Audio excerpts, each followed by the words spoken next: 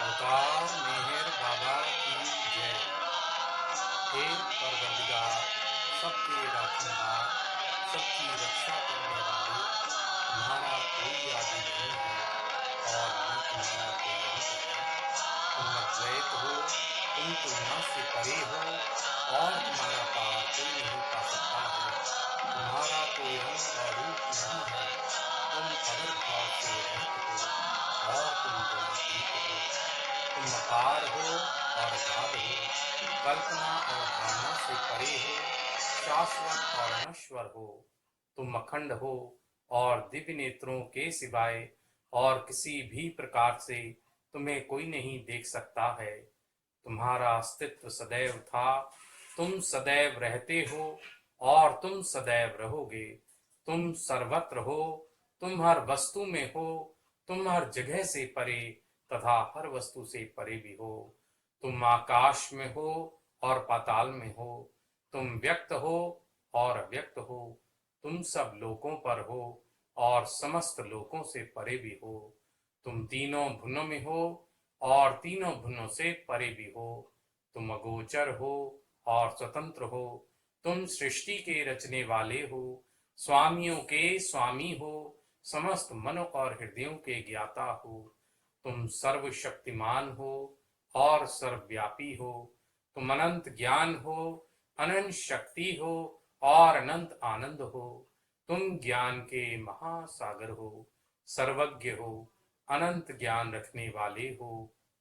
तुम भूत, वर्तमान और भविष्य के ज्ञाता हो और तुम स्वयं ज्ञान हो। तुम पूर्ण दया में हो, सतत परितकारी हो। तुम आत्माओं की आत्मा हो और अनंत गुणों से संपन्न एक परमात्मा हो।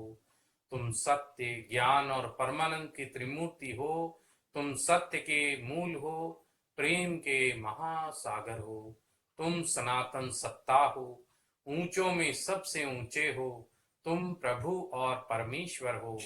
तुम पहर ब्रह्म हो, परात पर पहर ब्रह्म भी हो। तुम पहर ब्रह्म परमात्मा हो, अल्लाह हो, इलाही हो, यजदान हो, अहुर मज्द हो और प्रियतम ईश्वर हो। तुम्हारा नाम इज्जत अर्थात एक में पूज्य है। अवतार मेहर बाबा की जय। अवतार मेहर बाबा की जय। सर्वव्यापी भगवान की जय। प्रियतम मेहरबान की जय। ना कोई आए कमी, ऐसा वरदान दे दो। ना कोई आए कमी, ऐसा वरदान दे दो। अपने भक्तों को दाता हो, अपने भक्तों को दाता, सुख का जहान दे दो। ना कोई आए कमी, ऐसा वरदान दे दो। तेरे दरबार में जो लेके फरियाद आया, झोलियाँ भर गया वो, तेरी रहमत पाया। तेरे दरबार में जो लेके फरियाद आया, झोलियाँ भर गया वो, तेरी रहमत पाया। मेरी हर प्रार्थना में हो, दिल की हर प्रार्थना में तुम प्रभु दौड़ आए। ना कोई आए कमी, ऐसा वरदान दे दो। ना कोई आए कमी, ऐसा वरदान दे दो। अपने भक्तों को दाता, सुख का जहान दे दो। ना कोई आए कमी, ऐसा ऐसा वरदान दे दो। अवतार मेहर बाबा की जय, सर्वव्यापी भगवान की जय, प्रियतम भगवान की जय। अवतार मेहर बाबा की जय। इस योग्य तो नहीं हम, मेहर तुम्हेरी झाए। इस योग्य तो नहीं हम, मेहर तुम्हेरी झाए। फिर भी मना रहे हैं, फिर भी मना रहे हैं, शायद वो मान जाए। इस योग्य तो नहीं हम, मेहर तुम्हेरी झाए। जग में जहाँ भी देखा, बस एक ही चलन है। जग में जहाँ भी देखा, बस एक ही चलन है। एक दूसरे के सुख में खुद को बड़ी जलन है। कर्मों का लेखा जोखा, कर्मों का लेखा जोखा, कोई समझ न पाए। इस योग्य तो नहीं हम, मेहर तुम्हेरी झाए। निश्चय ही हम पतित हैं, लोभी है, स्वार्थी है। निश्चय ही हम पतित हैं, लोभी है, स्वार्थी है। तेरा ध्यान जब करे हम, ये माया भटकाती है।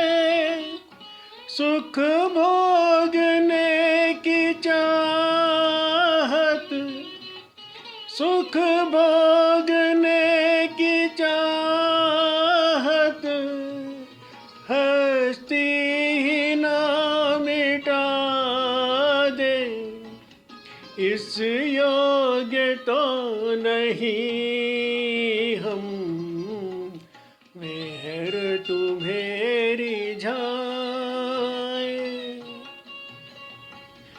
जब कुछ न कर सके तो तेरी शरण में आए। जब कुछ न कर सके तो तेरी शरण में आए।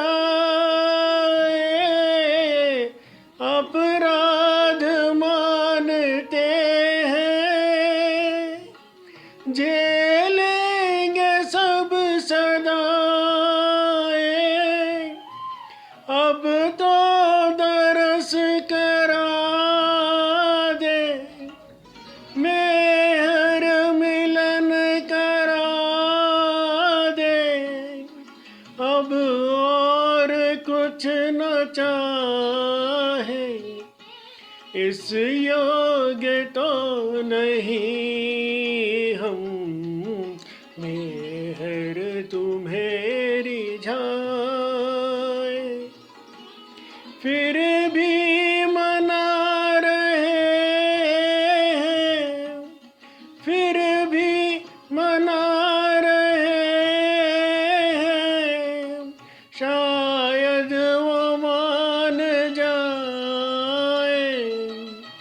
इस योग्य तो नहीं हम, मेहर तुम्हेरी जान। अवतार मेहर बाबा की जय। अवतार मेहर बाबा की जय। बाबा की शान में चंद पंक्तियां मैं पेश कर रही हूँ। फलक से आज उतरा तू, फलक से आज उतरा तू, इलाही नूर है तेरा। फलक से आज उतरा तू, इलाही नूर है तेरा। तड़पती थी ये रूह मेरी, तड़पती थी ये रूह मेरी, तेरे कदमों को पा जाऊं। तड़पती थी ये रूह मेरी, तेरे कदमों को पा जाऊं। फलक से आज उतरा तू, इलाही नूर है तेरा। उतारा फलक से तुझको, उतारा फलक से तुझको, तेरे प्रेमियों ने रो रो कर। उतारा फलक से तुझको, तेरे प्रेमियों ने रो रो कर। फलक से आज उतरा तू, इलाही नूर है तेरा। कदम है चूमते तेरे, कदम है चूमते तेरे, जमी और आसमां मिलकर। कदम है चूमते तेरे, जमी और आसमां मिलकर। दिशाएं मुंह छिपाती हैं, दिशाएं मुंह छिपाती हैं, तेरे जलवे से शर्मा कर। दिशाएं मुंह छिपाती हैं, तेरे जलवे से शर्मा कर। फलक से आज उतरा तू, इलाही नूर है तेरा। कसम है तेरे कदमों की, कसम है तेरे कदमों की, नहीं तुझसा मिला कोई। कसम है तेरे कदमों की, नहीं मिला तुझसा कोई।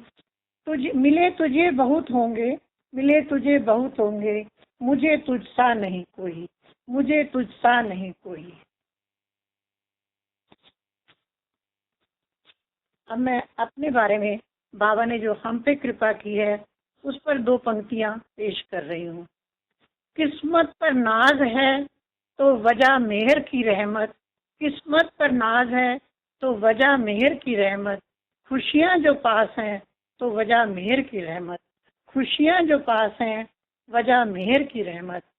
मेरे अपने साथ हैं, मेरे अपने साथ हैं तो वजह मेहर की रहमत, मेरे अपने साथ हैं तो वजह मेहर की रहमत। किस्मत पर नाज है तो वजह मेहर की रहमत, खुशियाँ जो पास हैं वजह मेहर की रहमत। मैं तुझसे मोहब्बत की तलब कैसे न करूं, मैं तुझसे मोहब्बत की तलब कैसे न करूं।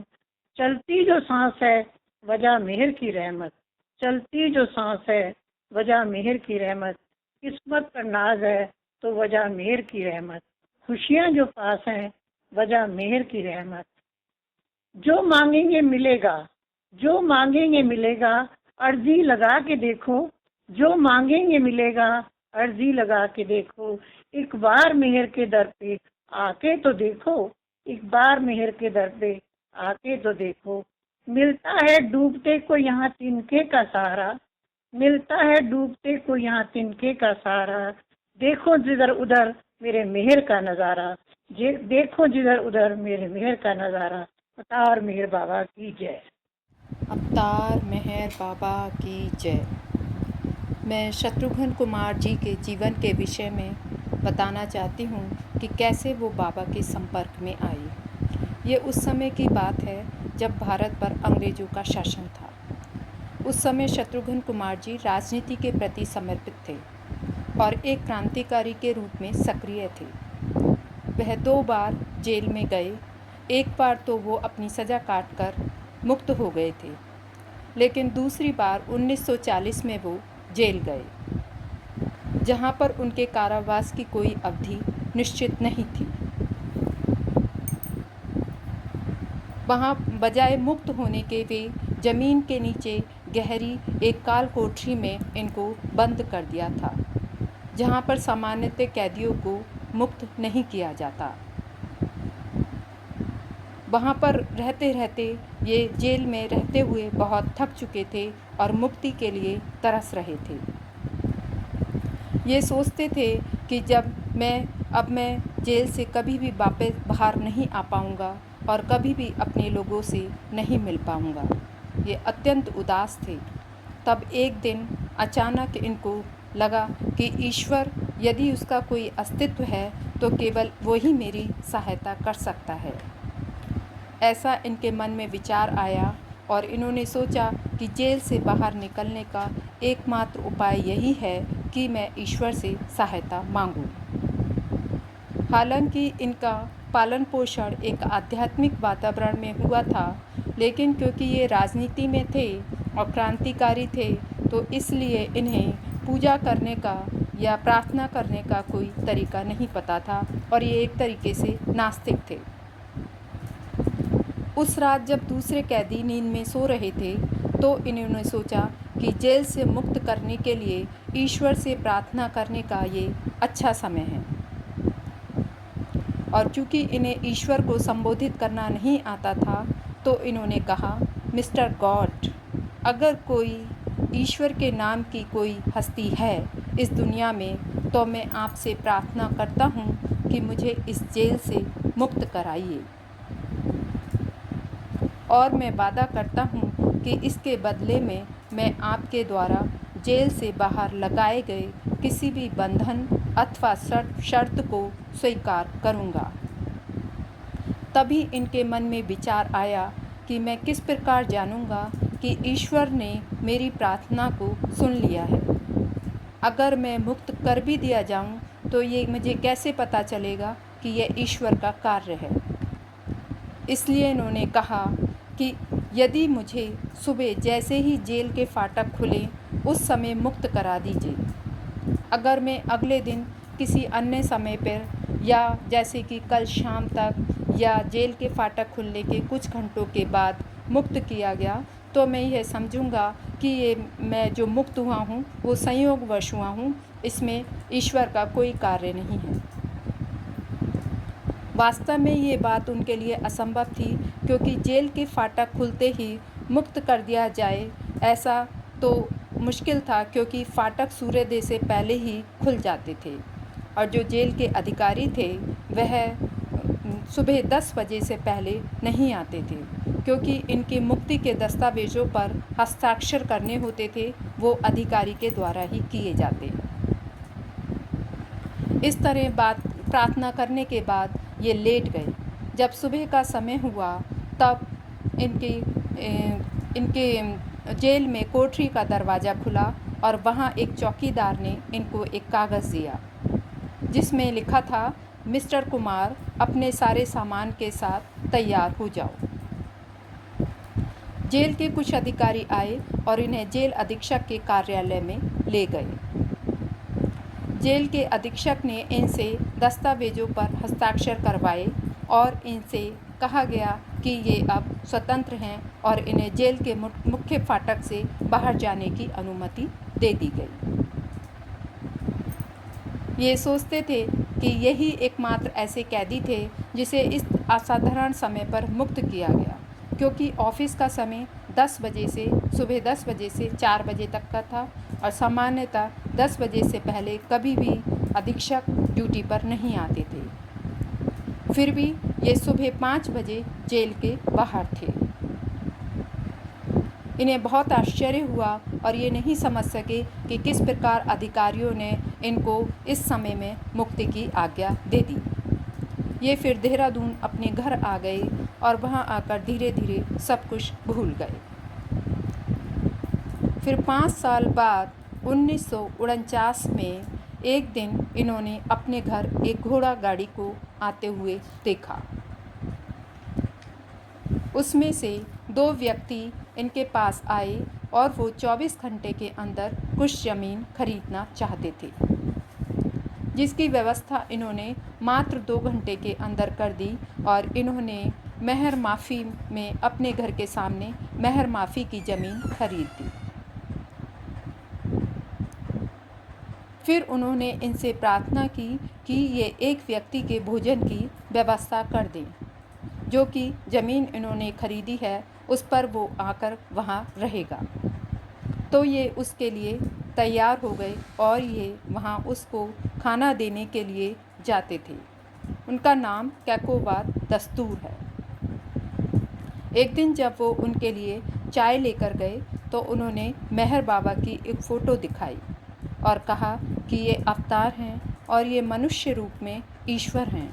तुम भाग्यशाली हो जो तुम्हें उनकी सेवा करने का अवसर मिला है। उस दिन रात में इन्हें सपने में मेहर बाबा दिखाई दिए और तब से ये मेहर बाबा को सपने में देखते थे। इन्होंने मेहर बाबा का भौतिक दर्शन सबसे पहले देहरादून रेलवे स्टेशन पर सन 1950 में किया।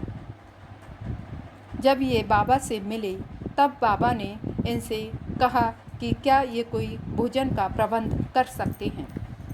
तब इन्होंने कहा कि बाबा क्या मैं खाना ले आऊं? तो बाबा ने कहा क्या तुम 1 घंटे में खाना ला सकते हो? इन्होंने कहा हाँ बाबा, और ये घर की तरफ गए और अपनी पत्नी से एक बड़े बर्तन में चावल बनवाकर और ये शीघ्रतापूर्वक वापस स्टेशन की तरफ आए और इन्होंने वह चावल बाबा को दिए। बाबा ने स्वयं ही वह चावल मंडली के लोगों को और वहाँ बैठे हुए व्यक्तियों को बांटे। लेकिन इनके मन में ये विचार आया कि मैं तो इतना खाना नहीं लाया और मैं तो सिर्फ मंडली और बाबा के लिए ही चावल लाया था, पता नहीं कहीं ये कम ना पड़ जाए। तभी बाबा ने कहा कि सब लोग दोबारा चावल ले लें, क्योंकि हो सकता है कि मंडली को बाद में खाने का अवसर ना मिले, क्योंकि उन्हें एक नए स्थान पर निवास की व्यवस्था करनी थी, इसलिए उन्हें पकाने का समय शायद ना मिल सके। सभी लोगों को पर्याप्त मात्रा में चावल बाबा ने स्वयं बांटे और उसके बाद बाबा ने कहा कि चावल महिला मंडली के पास ले जाओ, जो एक अलग महिला प्रतीक्षालय में थीं। इन्होंने चावल का वह बर्तन अपने हाथ में ले लिया। इन्होंने सोचा कि यह बिल्कुल खाली हो गया होगा, लेकिन जब इन्होंने देखा तो वह लगभग पूरा भरा हुआ था, केवल एक साइड से थोड़ी सी जगह खाली थी और इन्होंने वह बर्तन डॉक्टर गौहर को दे दिया।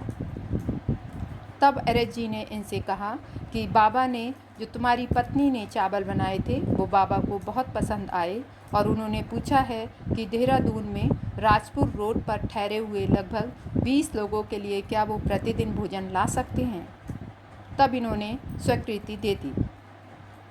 ये प्रतिदिन सुबह 11 बजे और शाम को 6 बजे भोजन लाने के लिए इन्हें कहा गया और कहा कि वो बाबा के लिए अलग से पकाए गए चावल का 1 कटोरा विशेष रूप से बाबा के लिए लाएं।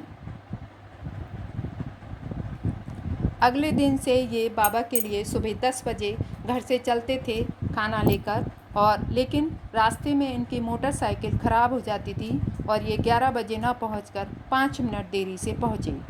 तब बाबा ने इनसे पूछा कि देर क्यों हो गई। तब इन्होंने बताया कि रास्ते में मोटरसाइकिल ख़राब हो गई थी। बाबा मुस्कुराए और इन्हें क्षमा कर दिया, लेकिन यह घटना प्रतिदिन इनके साथ सुबह होती थी, शाम को कभी नहीं हुई। एक बार शाम को जब ये खाना लेकर जा रहे थे तो विष्णु जो बाबा की मंडली के हैं वह इनकी तरफ इनके पास आए और इनसे कहा कि कुएं के निर्माण कार्य का निरीक्षण कार्य आप देखें और बाबा के पास खाना वह ले जाएंगे। तो इन्होंने अपनी पत्नी से विष्णु को खाना देने के लिए कहा और ये कुएं को देखने के लिए चले गए। जब ये वापस लौटे तब इनकी पत्नी ने बताया कि इन्होंने मंडली के लिए भोजन भेज दिया था, लेकिन बाबा के लिए जो विशेष रूप से ये चावल पकाती थीं वो कटोरा भेजना भूल गईं। ये उनसे बहुत नाराज़ हुए और उसके बाद ये जब सुबह ये रात में इन्होंने सपना देखा तो रात में इन्हें लगा कि बाबा इनसे कह रहे हैं चिंता न करो, मैंने तुम्हें क्षमा कर दिया। सुबह जब ये जागे तो वहाँ पर एक बाबा प्रेमी इनके पास दौड़ता हुआ आया और उसने कहा कि बाबा ने संदेश दिया है कि चिंता न करो, मैंने तुम्हें क्षमा कर दिया है। ये वही शब्द थे जो उन्होंने स्वप्न में सुने थे। जब ये उस दिन सुबह बाबा का खाना लेकर गए तो इन्होंने अपनी पत्नी के द्वारा जो चावल का कटोरा भूलने की बात बताना शुरू किया। इसको सुनकर बाबा ने कहा चिंता ना करो, मैंने तुम्हें क्षमा कर दिया। ये बात इनको तीसरी बार सुनाई दी। फिर बाबा ने इनसे पूछा कि चावल का कटोरा भेजना भूल जाने के लिए क्या तुमने अपनी पत्नी को मारा था? तो इन्होंने उत्तर दिया, हाँ बाबा, मैं बहुत अधिक गुस्से में था, इसलिए मैंने उसे मारा। तब बाबा ने इनकी ओर देखा और इन्हें आज्ञा दी कि अपनी पत्नी को फिर कभी नहीं मारना। तब से इन्होंने बाबा की आज्ञा का कभी उल्लंघन नहीं किया। जेल से मुक्त होने के लगभग 8 साल बाद 1954 में ये बाबा के साथ 1 सप्ताह तक रहने के लिए सतारा गए। वहाँ पर ये 1 वर्ष तक रहे, लेकिन वहाँ इनके ऊपर बहुत पाबंदियाँ थीं। बहुत से कड़े नियमों का इन्हें पालन करना था, जैसे किसी से कोई पत्र व्यवहार नहीं करना था, बाबा का छाता लेकर चलने वाले के रूप में बाबा के साथ जाना था, कभी भी घर की परिधि से बाहर कदम नहीं रखना था। इसी प्रकार कई महीने बीत गए और ये वहाँ बहुत परेशान हो गए। इतनी अधिक पाबंदियाँ लगे होने पर इन्होंने सोचा कि जैसे कि मैं जेल में हूँ, ऐसा मैं यहाँ रहता हूँ। ये बहुत विचलित हो गए और इन्हें लगने लगा कि मेरे जीवन में तो कोई परिवर्तन नहीं आया। लेकिन उसी दिन बाबा ने मस्त कार्य के लिए इनको अपनी कार के साथ ले गए। तब रास्ते में अचानक बाबा ने इनसे पूछा कि तुम जेल में कितने समय तक थे? इन्होंने कहा, 2 अवसरों पर। 10 साल से अधिक। पहली बार मैं अपनी सज़ा पूरी करके मुक्त हो गया था, लेकिन दूसरी बार मैं अनिश्चित काल के लिए जेल में रखा गया था। बाबा ने पूछा, तुम किस प्रकार मुक्त हुए? तब इन्हें सब कुछ याद आ गया कि कैसे इन्होंने ईश्वर के साथ इन्होंने प्रार्थना की थी, कैसे इन्होंने वचन दिया था, वो सब कुछ इनको याद आ गया। इन्होंने कहा, मैंने ईश्वर से प्रार्थना की थी कि वह मुझे मुक्त कराए। बाबा ने संकेतों के माध्यम से पूछा, केवल प्रार्थना की थी? क्या तुमने ईश्वर से और कुछ नहीं कहा था? इन्होंने बाबा की ओर देखा और कहा, हाँ बाबा, मैंने एक वचन भी दिया था। बाबा ने पूछा, तुमने किस तरह ईश्वर से प्रार्थना की थी और ईश्वर को दिया गया तुम्हारा वचन क्या था? इन्होंने बताया कि मुझे नहीं मालूम कि ईश्वर को किस प्रकार संबोधित करूं, इसलिए मैंने यह कहकर अपनी प्रार्थना प्रारंभ की थी कि मिस्टर गॉड, अगर तुम्हारा कोई अस्तित्व है तो मैं तुमसे प्रार्थना करता हूँ, कृपया मुझे इस जेल से मुक्त कराइए। और मैंने वचन दिया कि इसके बदले में जेल के बाहर आने पर मेरे ऊपर लगाई गई किसी भी पाबंदी या वचन को या बंधन को मैं स्वीकार करूँगा। इस समय बाबा पूरे मुस्कुराते रहे। फिर बाबा ने इनका दाहिना हाथ लेकर अपने हाथ के ऊपर रख दिया और इनसे 3 बार उस वचन को दोहराने के लिए कहा। बाबा ने संकेत किया, इस वचन को मत तोड़ना। मैं ईश्वर हूँ, मैं वही मिस्टर गॉड हूँ जिसे तुमने वचन दिया था। मैंने अपनी शर्त पूरी की, अब तुम अपनी शर्त पूरी करो। इनके शरीर में जैसे बिजली का पूरा करंट प्रवाहित हो गया। इनको इतना अधिक पसीना आया कि ये बिल्कुल भीग गए। ये अब तक बाबा को एक ऊंची आत्मा के रूप में बाबा से प्रेम करते थे और उनकी सेवा करते थे, लेकिन इसके बाद इन्हें पूर्णतया विश्वास हो गया कि बाबा ही ईश्वर हैं और ऊंचे से ऊंचे की इनको प्राप्ति हो गई। तब से ये बाबा की सेवा में समर्पित हैं। जय बाबा। अवतार मेहर बाबा की जय। मेहरबान मेरी नैया उस पार लगा देना, अब तक तो निभाया है, आगे भी निभा देना। मेहरबान मेरी नैया उस पार लगा देना, अब तक तो निभाया है, आगे भी निभा देना।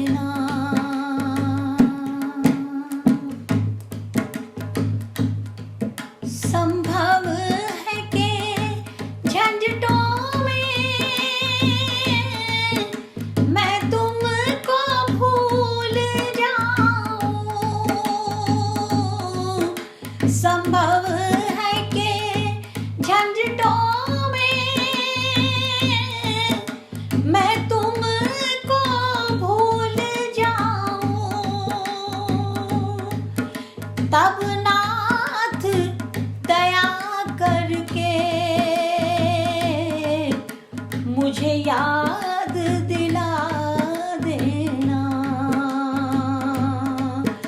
तब नाथ दया करके मुझे याद दिला देना। मेहरबान मेरी नैया उस पार लगा देना। अब तक तो निभाया है,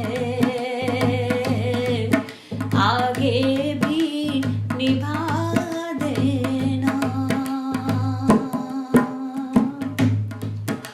तुम देव मैं पुजारी, तुम इष्ट मैं उपासक। तुम देव मैं पुजारी, तुम इष्ट मैं उपासक। ये बात अगर सच है, सच करके दिखा देना। ये बात अगर सच है, सच करके दिखा देना।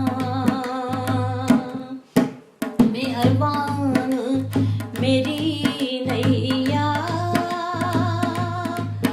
उस पार लगा देना। अब तक तो निभाया है,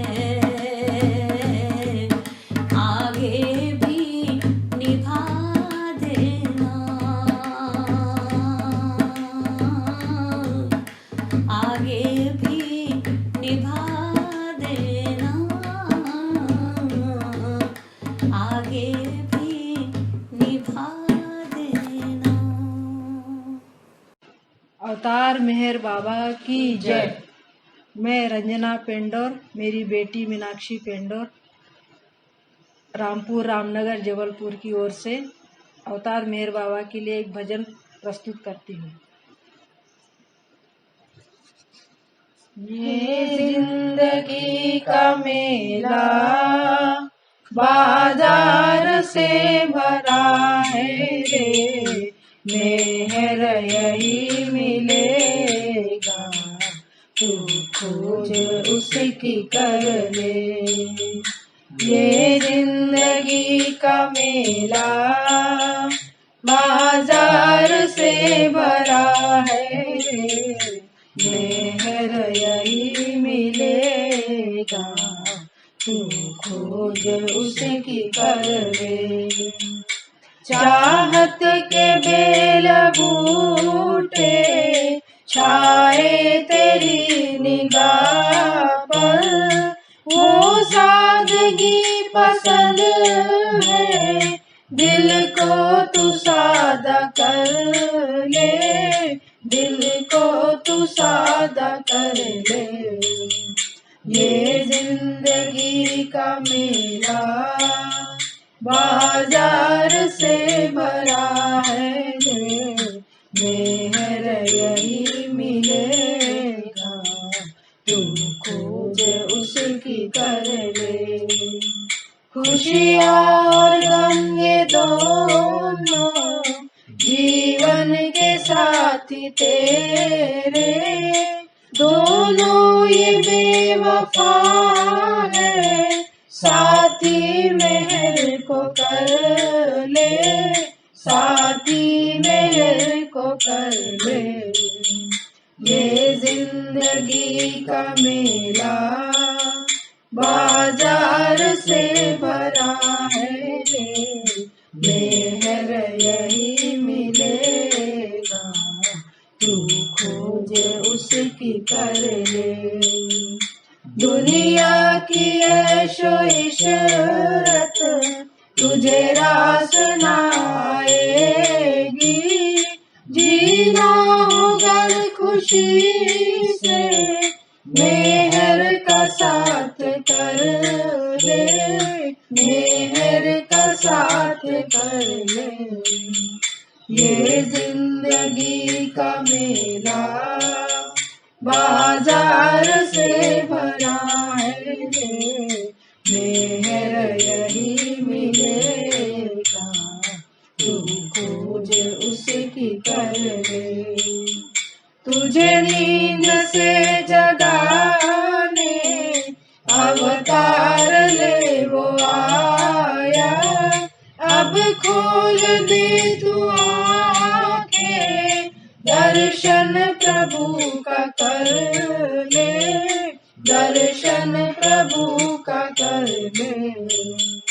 ये जिंदगी का मेला बाजार से भरा है, मेहर यही मिलेगा, तू खोज उसकी कर ले।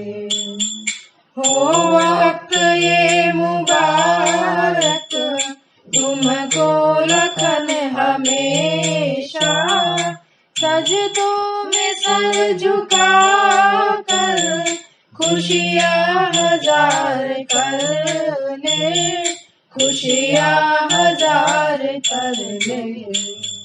ये जिंदगी का मेला बाजार से भरा है, मेहर यही मिलेगा, तू खोज उसकी कर ले।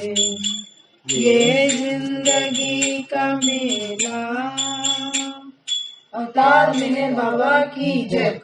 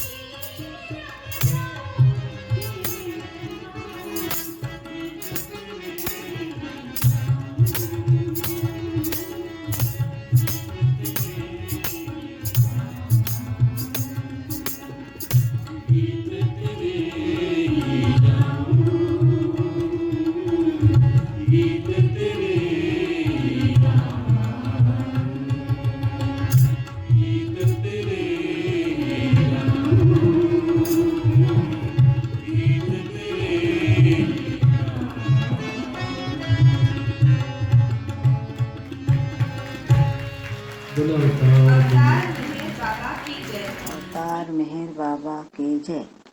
मेरा नाम शैलजा पैठनकर है। मैं जबलपुर में रामनगर रामपुर में रहती हूँ। मैंने बाबा के कुछ भजन बनाए हैं, उसमें से एक भजन है जिसे मैं गा रही हूँ।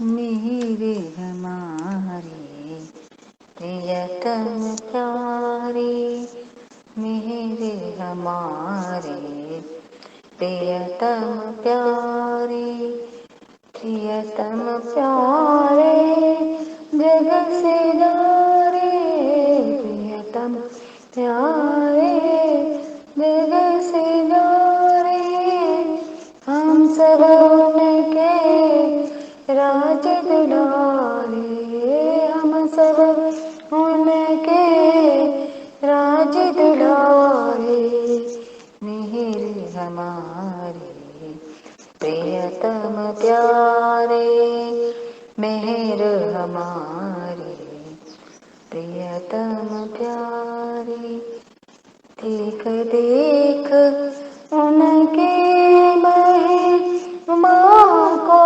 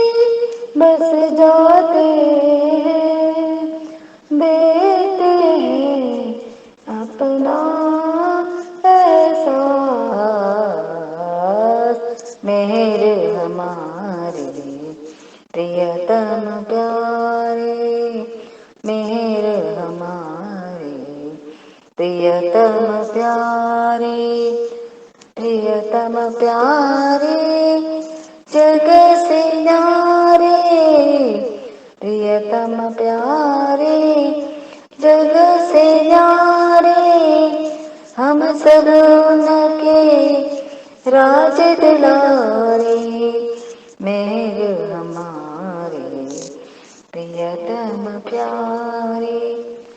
जैसा कर्म करेंगे हम सब, आ, आ, आ, आ,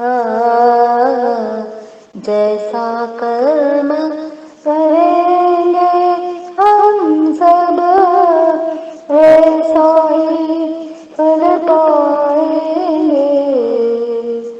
बाबा का गुण गान करो तो, बाबा का गुण गान करो तो, पाप हमारे कट जाएंगे, मेरे हमारे प्रियतम प्यारे, मेहर हमारे प्रियतम प्यारे, मेहर हमारे प्रियतम प्यारे। जो हम चाहे कुछ नहीं होता, जो हम चाहे कुछ नहीं होता, आ, आ, आ, जो हम चाहे कुछ नहीं होता, वही होता जो बाबा चाहे, वही होता जो बाबा चाहे। मन में हमारे धीरज धर लो, मन में अपने धीरज धर लो, जो विद्या उसे प्रेम से ले लो, मेहर हमारे प्रियतम प्यारे, मेहर हमारे प्रियतम प्यारे, प्रियतम प्यारे जग से न्यारे, प्रियतम प्यारे जग से न्यारे, हम सब उनके राज दुलारे, हम सब उनके राज दुलारे, मेहर हमारे प्रियतम प्यारे, मेहर हमारे प्रियतम प्यारे, मेहर हमारे प्रियतम प्यारे। अवतार मेहर बाबा की जय। अवतार मेहर बाबा की जय। बरसा दाता सुख बरसा, आंगन आंगन सुख बरसा, बरसा दाता सुख बरसा, आंगन आंगन सुख बरसा, झोलियां सभी की तू ऐ दाता भर भी दे, झोलियां सभी की तू ऐ दाता भर भी दे, पीड़ पर्वत हो गई और तू इम्तिहान ले, रहमो करम की कर दो दया, आंगन आंगन सुख बरसा, रहमो करम की कर दो दया, आंगन आंगन सुख बरसा बरसा दाता सुख बरसा आंगन आंगन सुख बरसा मरीद की अब प्यास हो तेरे नाम की दर्शन तेरा पाते रहे कर दो नजर एक मेहर की सर पे रहे तेरा हाथ सदा आंगन आंगन सुख बरसा सर पे रहे तेरा हाथ सदा आंगन आंगन सुख बरसा बरसा बाबा सुख बरसा आंगन आंगन सुख बरसा। अवतार मेहर बाबा की जय। अवतार मेहर बाबा की जय।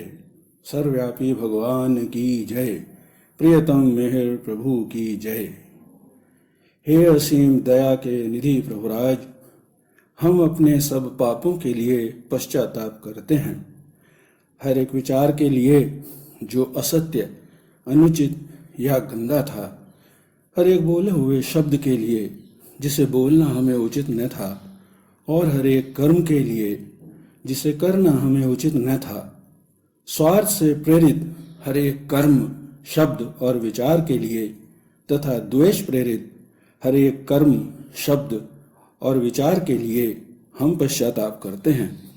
विशेषकर हर एक कामुक विचार तथा क्रिया के लिए, ऐसे हर एक वचन के लिए जिसको हमने पूरा नहीं किया, सब असत्य वचनों के लिए और सभी निंदा, पाखंड, दंभ या लोगों के पीछे उनके दोष बताने के लिए हम अनुताप करते हैं।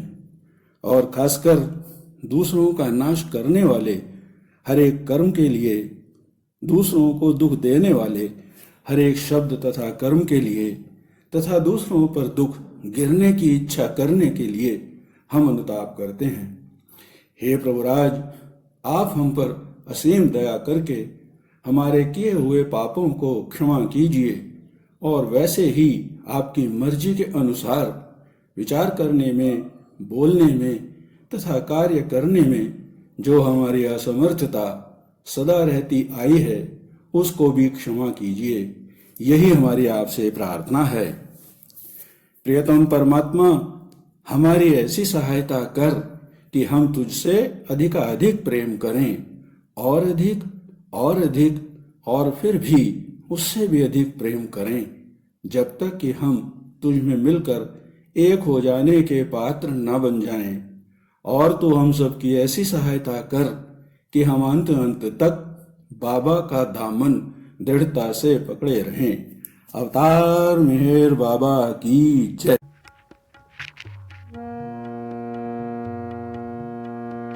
बुझावे नार जहलतनी के कर खुद रत्न फरमातु छेलागी आश भक्तों ने के